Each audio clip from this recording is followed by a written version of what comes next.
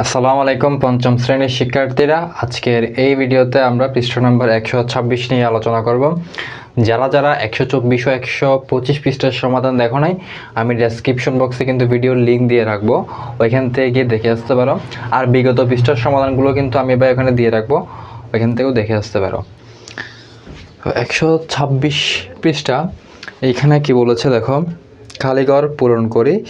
1 hectare সমান dash এর, তাহলে 1 হেক্টর সমান কত হবে? এখানে আগের পৃষ্ঠার মধ্যে কিন্তু এটা দেওয়া আছে যে 1 হেক্টর সমান কত।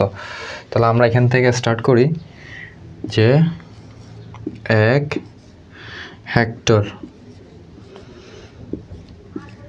1 হেক্টর এখানে খালি ঘরে বসবে হচ্ছে 100, এটা হবে কি এর।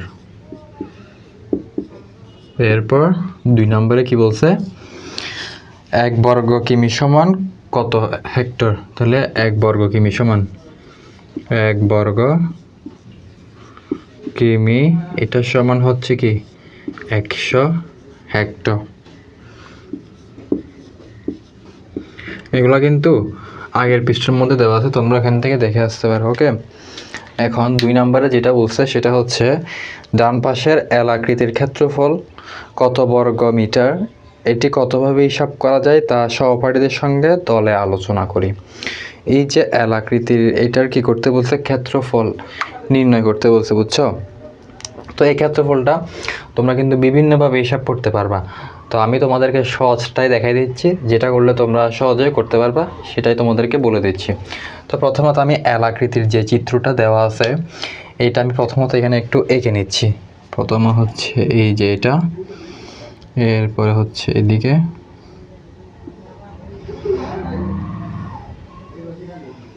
ওকে।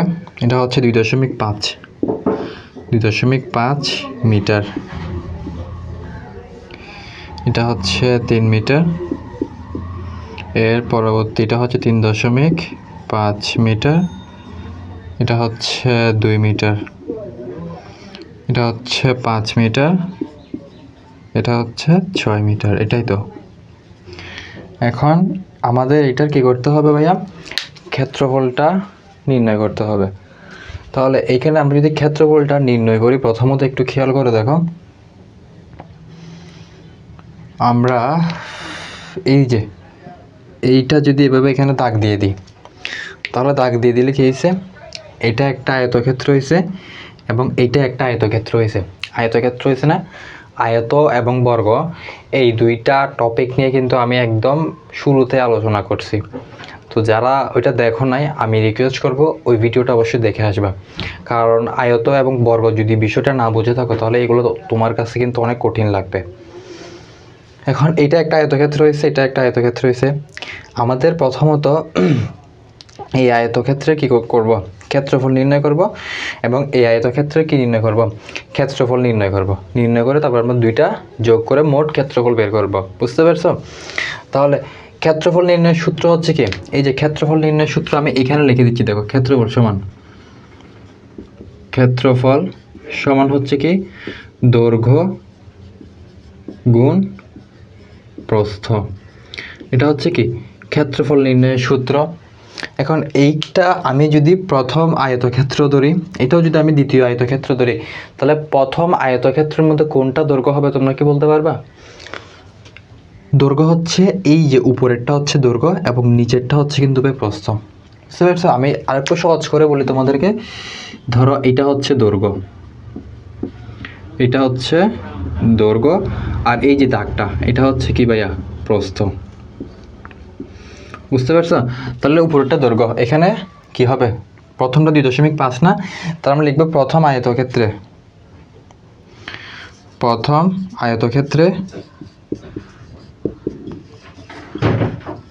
আয়তক্ষেত্রের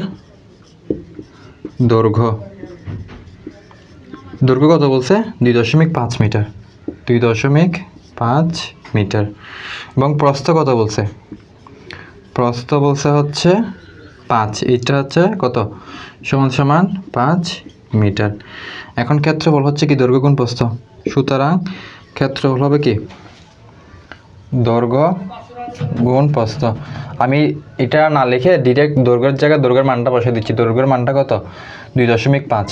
তাহলে 2.5 গুণ প্রস্থর জায়গায় প্রস্থের মানটা বসে দিচ্ছি কত? 5।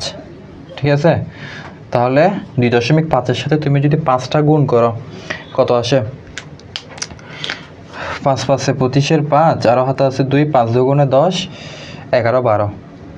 ঠিক আছে, অর্থাৎ 12.5। তারপর আমি একটু ক্যালকুলেটর দিয়ে দেখি শিওর হওয়ার জন্য।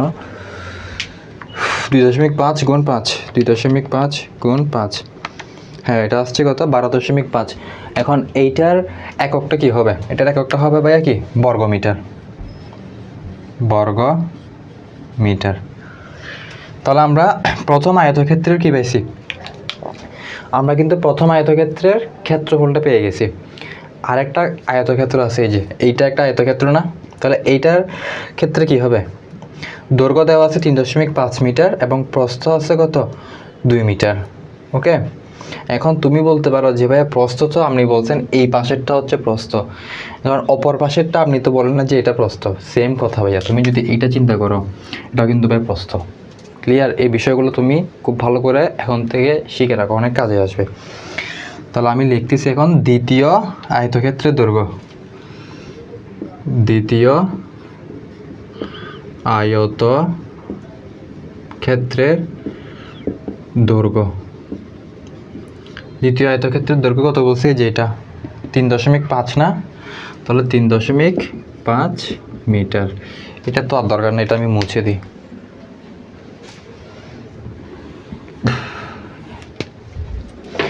এরপর প্রস্থ কি হবে?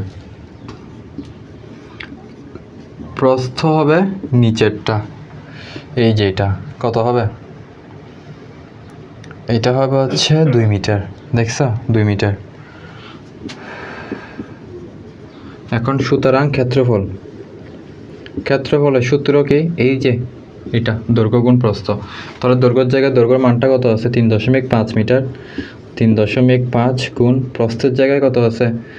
এই যে প্রস্থের জায়গায় আছে 2 মিটার। 2 মিটারটা আমরা বসাই দিই। ঠিক আছে, তাহলে 3.5-এর সাথে যদি আমি 2টা গুণ করি কত আসে? 7 আসে। ঠিক আছে, এটা হবে কত? 7 বর্গ মিটার। তাহলে আমরা প্রথম আয়তক্ষেত্রের কি পাইছি? ক্ষেত্রফল পাইছি। দ্বিতীয় আয়তক্ষেত্রের কি পাইছি? ক্ষেত্রফল কিন্তু পাইছি না ভাইয়া? এখন আমরা কি লিখব? মোট ক্ষেত্রফল। সুতরাং মোট ক্ষেত্রফল। মোট ক্ষেত্রফল সমান কি হবে? প্রথম আয়তক্ষেত্রের ক্ষেত্রফল কত ছিল? এই যে 12.5। তাহলে 12.5 যোগ দ্বিতীয় আয়তক্ষেত্রের ক্ষেত্রফল কত পাইছি? 7। তাহলে 7। তাহলে 12 আর সাথে কত হয়? 12 আর সাথে হয় 19, মানে 19.5। 19.5 বর্গ মিটার। এটা হচ্ছে উত্তর। তোমরা একটু তুলে নাও এটা।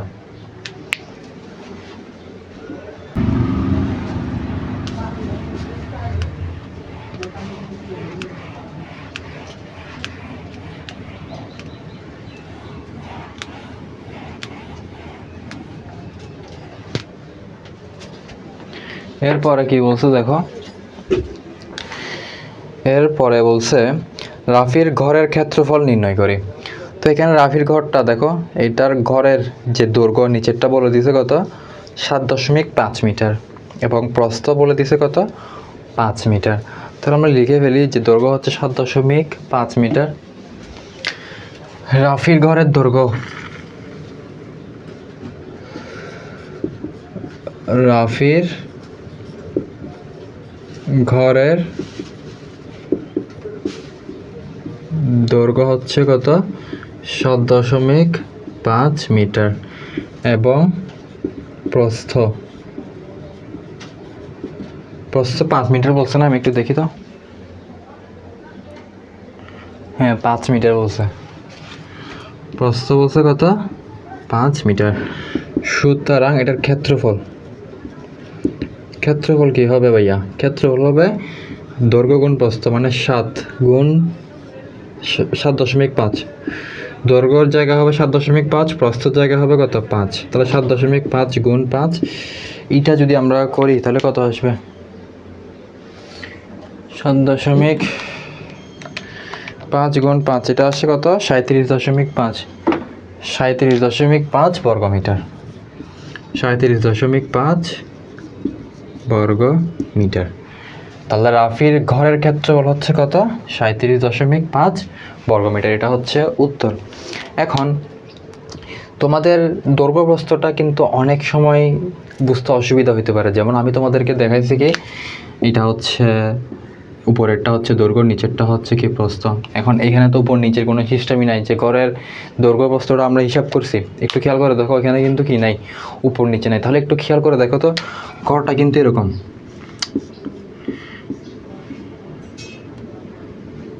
এরকম না ভাইয়া? ঠিক আছে, ঘরটা কিন্তু এরকম। তাহলে এইটা একটু চিন্তা করে দেখো তো, আমরা যখন এইটাকে 5 মিটার ধরি, এটা কি উপরেরটা মানে দৈর্ঘ্য না ভাইয়া? যখন এটা 5 মিটার হবে তখন নিচেরটাও কিন্তু 5 মিটার হবে না? হবে না কি হবে না? আমরা যদি এটা একটা আয়তক্ষেত্র চিন্তা করি, একটু ভালো করে বুঝো, আমরা যদি এটাকে একটা আয়তক্ষেত্র চিন্তা করি, উপরেরটা যদি 5 মিটার হয়, নিচেরটাও কিন্তু 5 মিটার হবে। এটা যদি 2 মিটার হয়, এটাও কিন্তু 2 মিটার হবে। ঠিক সেমভাবে এইটার বিপরীত বাহু যদি এইটা হয়, ঠিক আছে, এটা যদি মনে করো 5 মিটার হয়, তাহলে এটাও কি 5 মিটার হবে না? এটা যদি মনে করো 2 মিটার হয়, তাহলে এটা কি 2 মিটার হবে না? এরকম আর কি। তাই এটা আমরা কি বুঝি, এটাকে তুমি এ বাহুর সাথে তুলনা করো, মানে এ বাহুর সমান হচ্ছে কি এ বাহু। তো এটা 5 মিটার হলে এটা 2 মিটার হবে, তার মানে এটা কি দৈর্ঘ্য, এটা হচ্ছে কি প্রস্থ, এটাই হচ্ছে কথা। বুঝতে পারছো?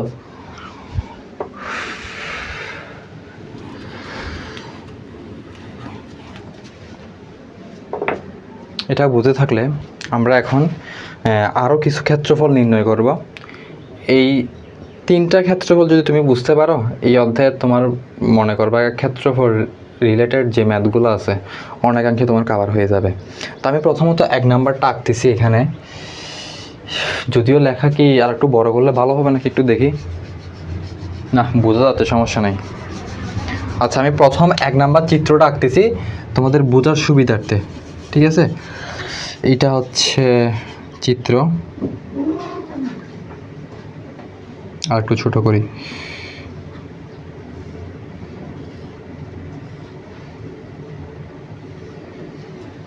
এটা হচ্ছে 20 মিটার,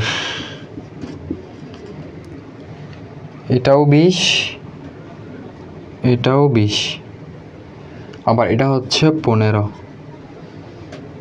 এটা হচ্ছে 40। এগুলো কিন্তু মিটার আছে, আমি লিখতেছি না আর কি, এটা কিন্তু মিটারে।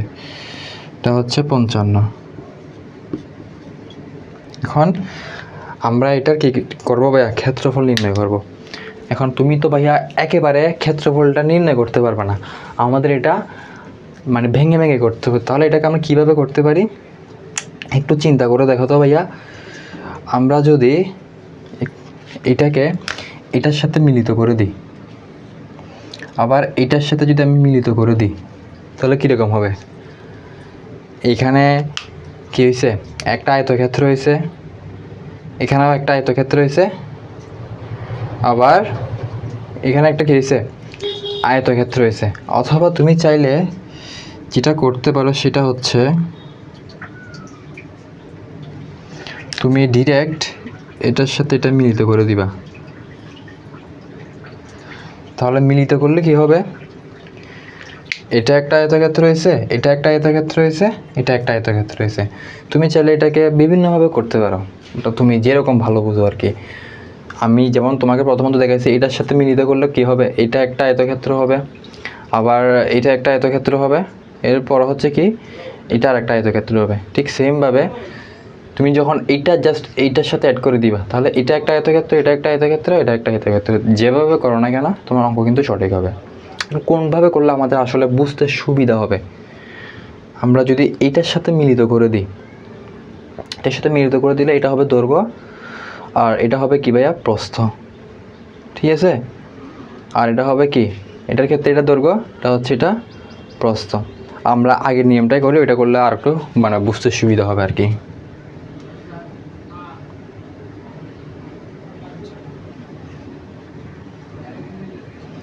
আমরা কি করব, এইটা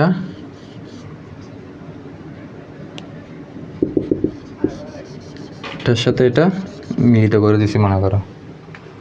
এখন মিলিত করে দিলে এটার দৈর্ঘ্য হচ্ছে কত, 20 মিটার। প্রথম আয়তক্ষেত্রের দৈর্ঘ্য, মার্কারের কি হইলো আবার,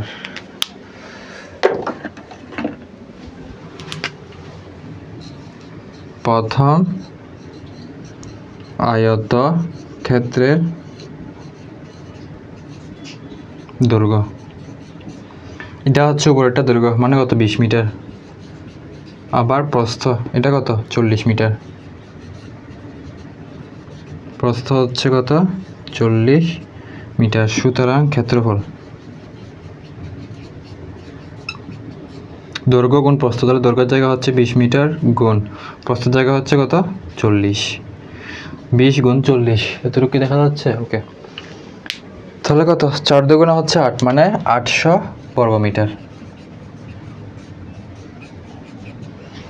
এটা আমরা এইটার সাথে হিসাব করতেছি, ভালো করে বুঝো এটার সাথে। তাহলে এই প্রথম আয়তক্ষেত্রে এটা হয়ে গেছে। এখন দেখো তো ভাইয়া, এটা একটা বর্গক্ষেত্র হয়েছে না, ঠিক আছে? তাহলে বর্গক্ষেত্র হলে এখানে কি হবে, এটা যদি 20 মিটার হয় আর উপরেরটা কিন্তু এটা 20 মিটার, আর এটা যদি অর্ধেক 20 মিটার হয়, পরেরটা কি 20 মিটার হবে না?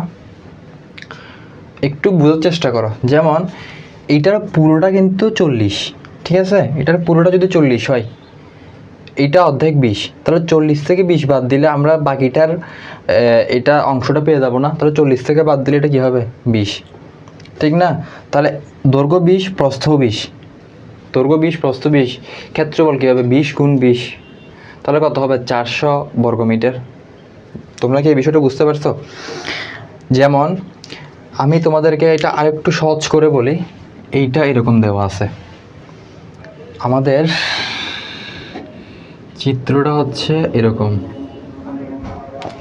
এটা যদি পায়া আমরা হিসাব করি, এই আমরা অংশটা হিসাব করতেছি, শুধু এই অংশটা, ঠিক আছে? শুধু এই অংশটা হিসাব করতেছি। আচ্ছা, আজান হচ্ছে, আমরা একটু ওয়েট করি। ওকে, আজান কিন্তু শেষ হয়েছে। তাহলে দেখো, আমরা কি বলছি, এখানে কিন্তু দুইটা আয়তক্ষেত্র এবং একটি কিন্তু বর্গক্ষেত্র। তো আমরা প্রথম আয়তক্ষেত্রের ক্ষেত্রফল কিন্তু বের করে ফেলছি। এখন দ্বিতীয় বর্গক্ষেত্র হচ্ছে ভাইয়া এই যে এটা, মানে শুধু এই অংশটুকু।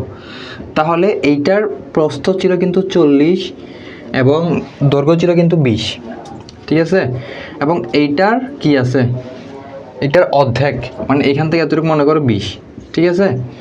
তাহলে আমরা আবার সরি, এখানেও কিন্তু 20 দেওয়া আছে, এখানেও 20, তাহলে এইটার দৈর্ঘ্য কিন্তু 20 দেওয়া আছে। এখন প্রস্থ কিভাবে হিসাব করব? প্রস্থটা দেখো, এইখান থেকে এইটার অর্ধেক যদি 20 হয়, ঠিক আছে, বাকি অংশটুকু কিন্তু 20 হবে না? অবশ্যই হবে, কারণ পুরোটা যদি 40 হয়, অর্ধেক যদি 20 হয়, পরেরটা কিন্তু 20 হবে। অথবা তুমি 40 থেকে যদি 20 বাদ দাও, এমনিতে কিন্তু 20 আসে। তাহলে এটার ক্ষেত্রফল তো অবশ্যই তোমরা বুঝতে পারতেছো কী হবে। আমি একটু সাজায় লিখি যে দ্বিতীয় বর্গক্ষেত্রের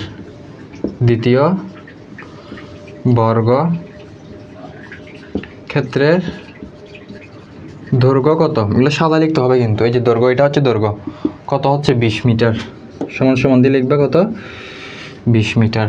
এবং প্রস্থ আমরা বলছি না, এটা যদি 20 হয়, এটা পরেরটাও 20 হবে, কারণ পুরোটা হচ্ছে 40, এই জন্য অর্ধেক 20 হলে পরেরটাও 20 হবে।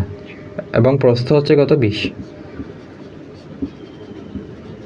সমান সমান হচ্ছে কি 20 মিটার। ক্ষেত্রফল সমান 20 গুণ 20, তাহলে কত হবে, 2 দুগুণে 4, মানে হচ্ছে কত, 400 বর্গ মিটার। এদের কি আছে, দৈর্ঘ্য 15 মিটার আছে তৃতীয়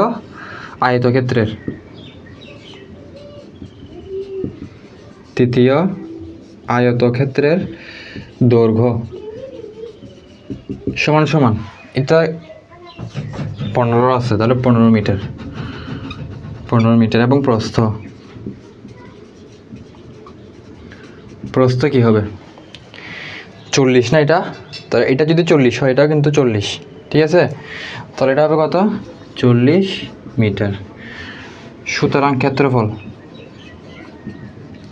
কি হবে 15 গুণ 40, মানে দৈর্ঘ্য গুণ প্রস্থ, দৈর্ঘ্যের জায়গা হচ্ছে 15, প্রস্থের জায়গা হচ্ছে 40, তাহলে 15 গুণ 40, তুমি যদি এটা ক্যালকুলেশন করো কত আসবে 15 গুণ 40, এটা আসবে কত 600 বর্গ মিটার,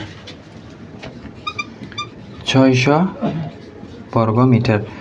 আরেকটা কথা তোমাদেরকে বলে দিই, সেটা হচ্ছে অঙ্কটা তাড়াতাড়ি করানোর জন্য আমি কিন্তু বড় বড় ক্যালকুলেশন বা ছোটো ছোটো ক্যালকুলেশনগুলো কী করি ক্যালকুলেটর দিয়ে করি।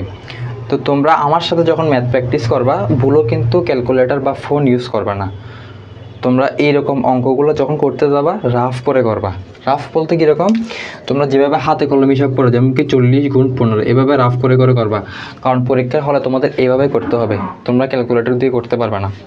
বুঝতে পারছো, আমি সময়ের স্বল্পতার কারণে কি করি ক্যালকুলেটর দিয়ে করি।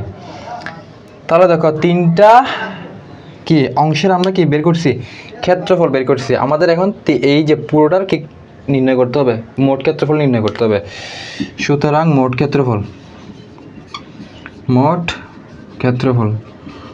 ক্ষেত্রফল কি হবে, প্রথম আয়তক্ষেত্রের ক্ষেত্রফল কি পাইছি 800 বর্গ মিটার পাইছি, তাহলে 800 যোগ, এরপর দ্বিতীয় বর্গক্ষেত্রের ক্ষেত্রফল কত পাইছি 400 বর্গ মিটার, তাহলে 400 যোগ তৃতীয় আয়তক্ষেত্রের ক্ষেত্রফল কত পাইছি 600, এই যে 600। এখন সবগুলো যদি আমি যোগ করি, সবগুলো যোগ করলে কত আসে 800 400 600, 800 400 600, এটা আসে কত 1800 বর্গ মিটার।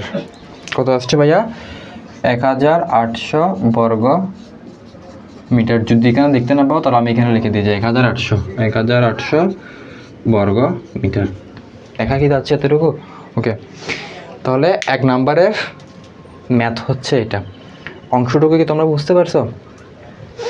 এখানে আমরা প্রথমত দেখে বুঝতে পারছি যে এই দুইটা হচ্ছে আয়তক্ষেত্র, এটা হচ্ছে কি ভাইয়া বর্গক্ষেত্র।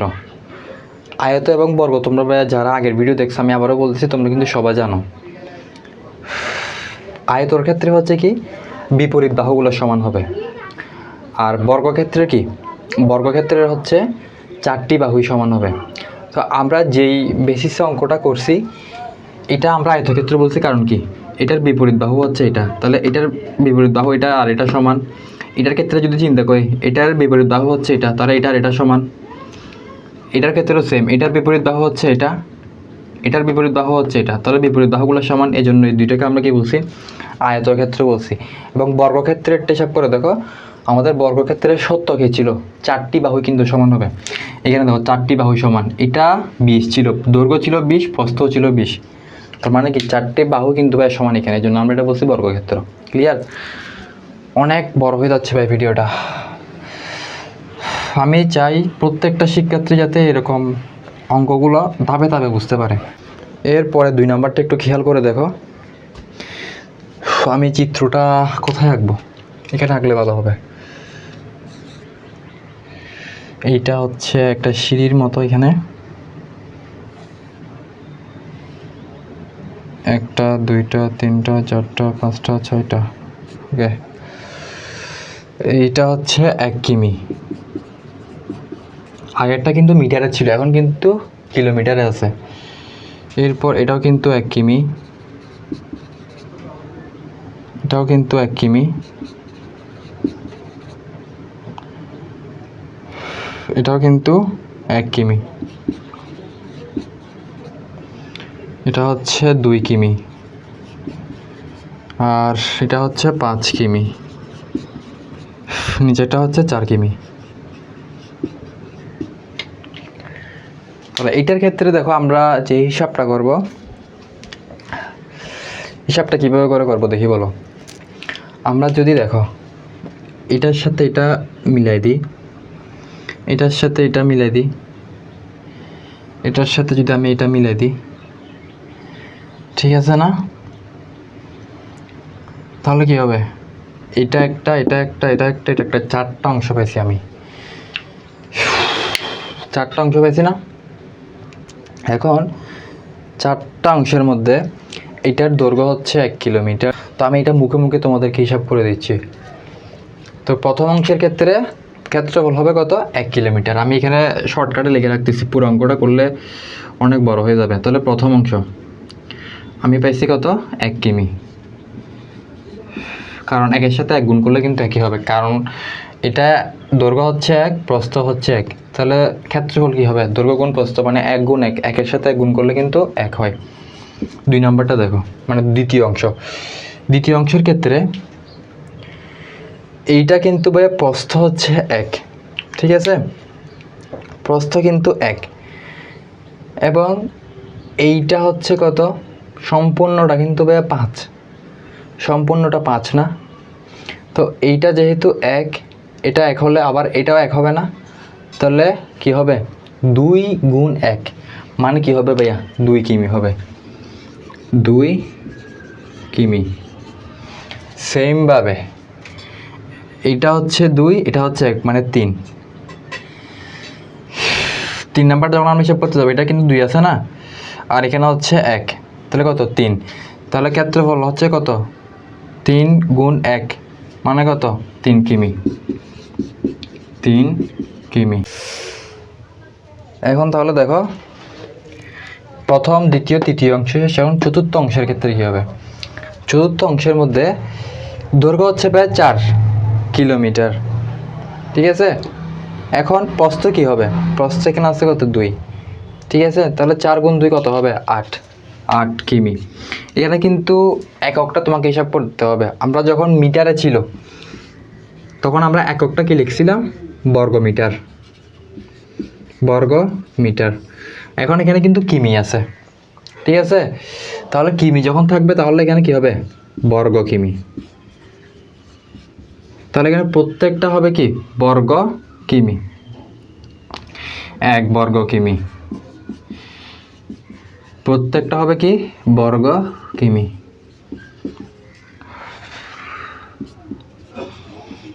বর্গ কিমি, এটা হবে কি? বর্গ কিমি। এখন হচ্ছে কি? মোট ক্ষেত্রফল। সুতরাং মোট ক্ষেত্রফল, মোট ক্ষেত্রফল কি হবে? 1 2 3 8, 1 যোগ 2 যোগ 3 যোগ 8, 8 আর 2 হচ্ছে 10, 10 আর 4 কত হয়? 14। তাহলে কত হবে? 14 বর্গ কিমি। বর্গ কিমিটা হচ্ছে ভাইয়া উত্তর। 3 নাম্বারটা কিন্তু ভাই আমি আর করিয়ে দিব না, কারণ এটা তোমাদের হোমওয়ার্ক, এবং এইটা করে অবশ্যই তোমাদের পারতে হবে। আগের 2টা ক্ষেত্রফল নির্ণয় তোমরা যদি করতে পারো ভাইয়ের সাথে, এবং ওটা যদি প্রপার ওয়েতে বুঝতে পারো, 3 নাম্বারটা কিন্তু তোমরা পারবা। এবং কিছু জিনিস শিখতে হলে নিজে থেকে চেষ্টা করতে হবে। তো তোমরা ভাই অবশ্যই চেষ্টা করবা। তারপর যদি না মিলে তখন ভাইকে বলবো, ভাই তোমাকে সলভ করিয়ে দিব। বুঝতে পারছো? দেখা হচ্ছে পরের ভিডিওতে। সবাই ভালো থাকবা, সুস্থ থাকবা। আল্লাহ হাফেজ।